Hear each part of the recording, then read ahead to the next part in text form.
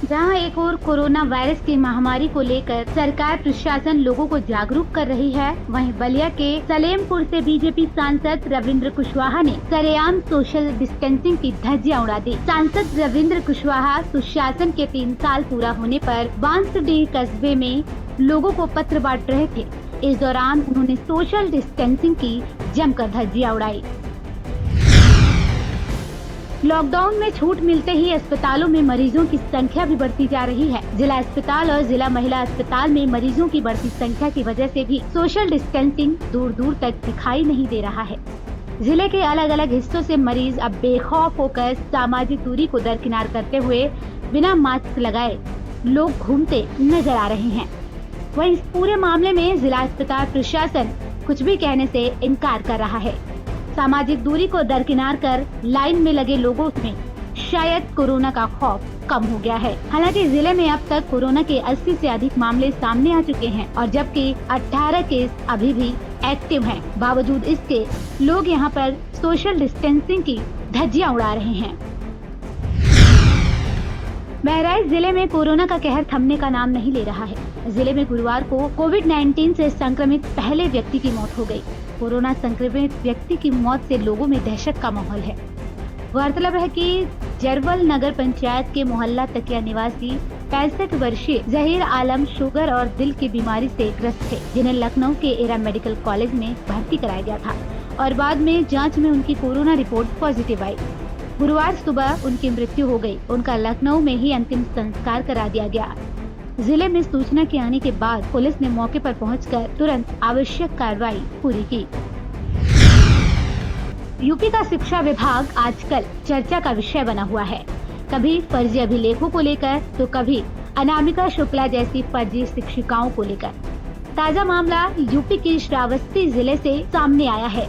Corona काल में जहां देश प्रदेश के सभी शैक्षणिक संस्थानों को बंद करा दिया गया है, यहां पर सरकारी स्कूल खुले दिखाई दिए, जो कोरोना संकट काल में सीधे तौर पर बच्चों की जिंदगी के साथ खिलवाड़ कर रहे हैं। जी हां, प्राथमिक विद्यालय इमलिया नासिरगंज में सुबह सरकारी स्कूल खुले तो स्कूल यूनिफॉर्म में दर्जनों बच्चे बिना मास्क के सोशल डिस्टेंसिंग की धज्जियां उड़ाते नजर आए, जबकि ज्यादातर स्कूलों को क्वारंटाइन सेंटर बनाया गया है। बावजूद इसके स्कूल खुले दिखाई दिए। मामले में प्रधानाध्यापिका से जब सवाल किया गया तो वो कैमरे को बंद करने की कोशिश करने लगी। वहीं बेसिक शिक्षा मंत्री ओमकार राणा ने मामले की जानकारी नहीं होने की बात कही। बहरहाल बेसिक शिक्षा मंत्री राणा ने मामले के सही पाए जाने पर सख्त कार्रवाई की भी बात की। ऐसा मेरे संज्ञान में नहीं है, क्योंकि स्कूल हम लोग खोले ही नहीं हैं और यदि ऐसा हुआ है तो संबंधित अध्यापक के ऊपर जो है कार्रवाई की जाएगी, इसकी जांच कराई ली जाएगी। और जहां तक बात है बच्चों को बुलाने की, तो मेरे संज्ञान में ऐसा अभी नहीं आया है। रामपुर में स्वास्थ्य मंत्री अतुल गर्ग ने कोविड-19 को लेकर जिला अस्पताल का औचक निरीक्षण किया। मंत्री ने इमरजेंसी वार्ड से लेकर सिटी स्कैन, अल्ट्रासाउंड और महिला अस्पताल का जायजा लिया और मरीजों से बातचीत की, साथ ही आइसोलेशन वार्ड भी देखा। इस दौरान अस्पताल में कई खामियां मिली। वहीं मंत्री ने पीलीभीत के जिला अस्पताल का भी निरीक्षण किया और अधिकारियों को सख्त निर्देश देते हुए कहा कि मरीजों के इलाज में किसी भी प्रकार की कोई भी लापरवाही बर्दाश्त नहीं की जाएगी। मंत्री के पीलीभीत निरीक्षण के दौरान बीजेपी विधायक समेत बीजेपी जिलाध्यक्ष और कई पदाधिकारी भी अस्पताल में मौजूद रहे। बता दें कि मुख्यमंत्री योगी आदित्यनाथ के आदेश पर पूरे उत्तर प्रदेश में मंत्री हर जिले में पहुंच रहे हैं और औचक निरीक्षण कर रहे हैं और इसकी रिपोर्ट सूबे के मुख्यमंत्री योगी आदित्यनाथ को सौंप रहे हैं। इस समय कोविड का प्रकोप पूरे विश्व में, देश में है। उसके नाते माननीय मुख्यमंत्री जी ने हमें इसलिए भेजा है हर जिले के अंदर हम सब मंत्रियों को कि ये देख के आए कि जो आवश्यक सेवाएं हैं वो आरंभ हुई हैं या नहीं। यहाँ हमने पाया कि करीब 50 से ज़्यादा लोगों का यहाँ एक्सरे हुआ है। करीब कल भी 20-25 से ज़्यादा लोगों का सीटी स्कैन हुआ था। 13-14 का अभी भी सुबह से अब तक हो चुका है। यूपी में लखीमपुर खीरी के नायक के रूप में उभरे पलिया कलान सीओ राजेश कुमार को उनकी ईमानदार छवि ही ले डूबी और उन्हें अच्छे कामों के बावजूद न सिर्फ तबादला थमा दिया गया बल्कि उन्हें ट्रैफिक सीओ के पद पर भेज दिया गया। क्षेत्रवासियों के लिए मसीहा बने इस पुलिस अधिकारी के समर्थन में तहसील में आज स्थानीय लोगों ने विरोध प्रदर्शन किया। लोगों ने मांग पत्र के जरिए से सरकार से अपील की है कि कोरोना के समय सीओ ने इंडो नेपाल बॉर्डर से सटे एरिया में बढ़िया पुलिसिंग की है। उनके न सिर्फ काम की सराहना होनी चाहिए बल्कि न्यायप्रिय इस अधिकारी को वापस पलिया कलां क्षेत्र में काम करने का मौका मिलना चाहिए। लेकिन प्रशासन ने बड़ी तादाद में क्षेत्र में चल रहे अवैध रेत के कारोबार पर लगाम कसने वाले सीओ को डिमोट करते हुए सीओ ट्रैफिक बनाकर उनका मनोबल तक तोड़ने का प्रयास किया। ऐसे में सोशल मीडिया से लेकर प्रदर्शनों के लोग सीओ राजेश कुमार नायक के समर्थन में खड़े नजर आ रहे हैं।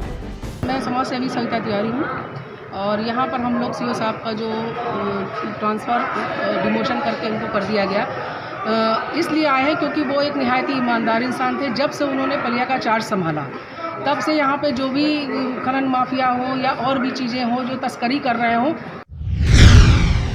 यूपी के रामपुर में गो तस्कर और पुलिस के बीच मुठभेड़ में दोनों ओर से जमकर फायरिंग हुई। मुठभेड़ में एक बदमाश को गोली लगने से वो घायल हो गया, जिसे पुलिस ने गिरफ्तार कर लिया। हालांकि गो तस्कर की ओर से जवाबी फायरिंग में पुलिस का एक जवान भी घायल हो गया। घायल पुलिसकर्मी को अस्पताल में भर्ती कराया गया है। दरअसल सिविल लाइन पुलिस को ये सूचना मिली कि एक गाड़ी में गो तस्कर जानवर लेकर जा रहे हैं। सूचना के आधार पर पुलिस ने गाड़ी रोका तो गो तस्करों ने पुलिस पर फायरिंग करनी शुरू कर दी, जिसके बाद पुलिस ने भी फायरिंग की। पुलिस ने मौके से एक पिस्टल, 4 नंबर प्लेट और एक जानवर भी बरामद किया। मुखबिर की सूचना पे हम लोग एक गौ तस्कर के पीछे लगे हुए थे। तो इंस्पेक्टर सिविल लाइंस ने गांधी समाधि के पास एक गाड़ी नोटिस करी जो सस्पिशियस फ्रेम कर रही थी, जिसकी सूचना हमारे पास थी। तो उसका पीछा किया। तो जब इस रोड पे आए, ये कोसी नदी के कच्चा रास्ता है, तो उन्होंने गाड़ी आप देख सकते हैं पेड़ में टक्कर मारी और जब पुलिस ने इनको ललकारा तो उन्होंने पुलिस का फायर किया। जवाबी फायर में एक बदमाश को गोली लगी। यूपी में बदमाशों के हौसले किस कदर बुलंद हैं, इसकी बानगी बलिया के दुर्जनपुर गांव में देखने को मिली, जहां बदमाशों ने डेयरी में दूध देकर वापस लौट रहे 42 वर्षीय भूपेंद्र पर दिन दहाड़े फायरिंग कर दी। फायरिंग की वजह से भूपेंद्र की मौत हो गई। मामले की सूचना जैसे ही नारायणगढ़ में भूपेंद्र के परिजनों को लगी, वहां कोहराम मच गया।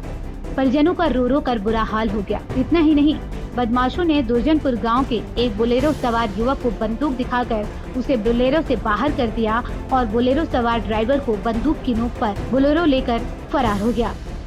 ग्रामीणों की सूचना पर मौके पर कई थाने की फोर्स मौजूद रही। घटना स्थल पर पहुंचे एसपी देवेंद्र नाथ और एडिशनल एसपी संजय कुमार ने इस पूरे मामले की जांच के निर्देश दे दिए हैं। भूपेंद्र पटेल जो नारायणगढ़ के रहने वाले हैं, रोज दुर्जनपुर डेयरी पर दूध देने आते थे। आज सुबह भी वह दुर्जनपुर डेयरी पर दूध देने के लिए आ रहे थे, जो बदमाशों द्वारा उन्हें खदेड़ा गया और गांव दुर्जनपुर में आकर के उन्हें गोली मारकर उनकी हत्या कर दी गई है।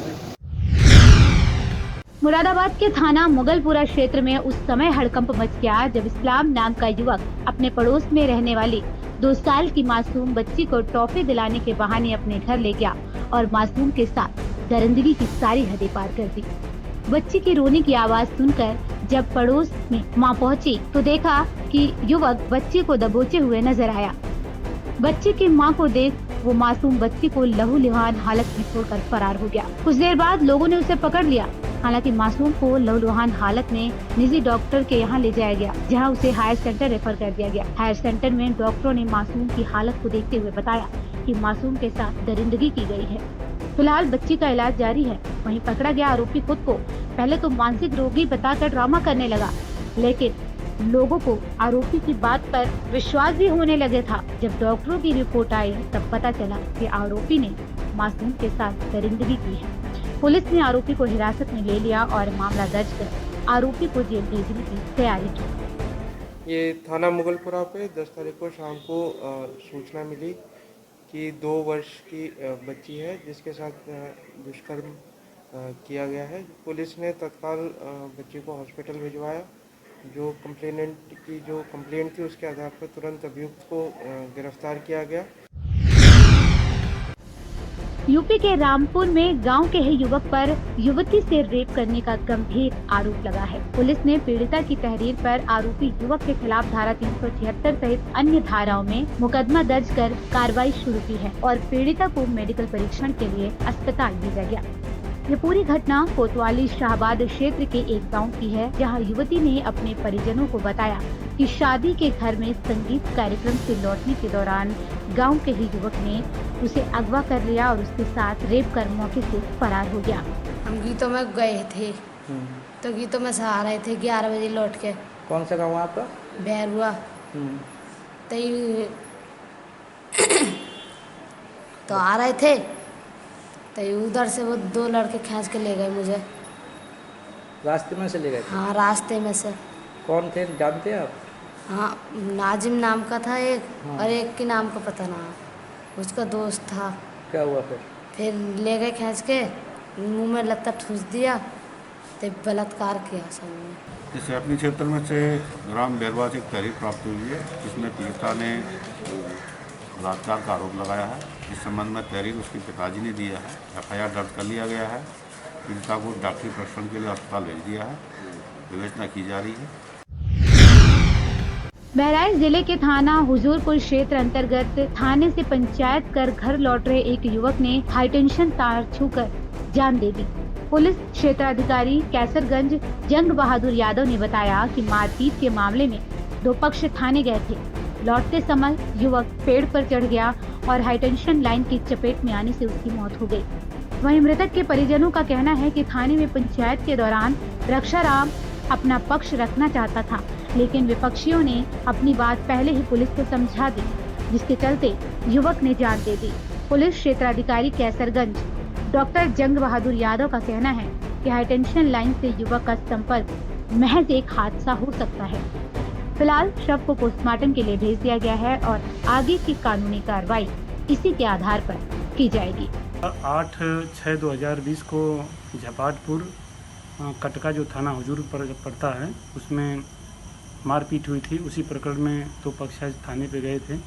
उसमें एक पक्ष जो था जगदीश काशी और रक्षाराम अपने थाने से वापस लौट रहे थे ये लोग, तो एक पाकड़ के पेड़ पे रक्षाराम जो है रुक गया और पेड़ पे कहन चढ़ गया। उसके मामा का कहना जो जगदीश साथ में थे और उसी में ऊपर से 11,000 वोल्ट का तार जा रहा था।